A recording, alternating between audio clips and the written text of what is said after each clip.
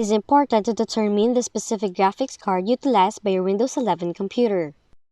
Fortunately, there are existing methods to identify the graphics card, and we will show you those methods on this video. So the first way you can check your computer's graphics card is by using the Device Manager. You can open it by searching Device Manager on your Windows Start menu, click on it, and look for the Display Adapters option. Then click on it, and the listed option is the graphics card you're using. Next, you can also use the Task Manager.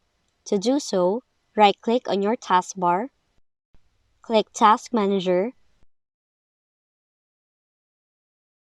click Performance tab, and the graphics card you see listed in the upper right-hand corner is the one your laptop is using.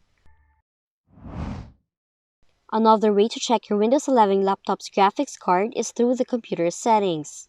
You can just go to Settings, select System, choose the option Display, scroll down to find the Advanced Display option, and then click on it. In the Display Information section, you will see this option, which indicates the graphics card being used by your computer.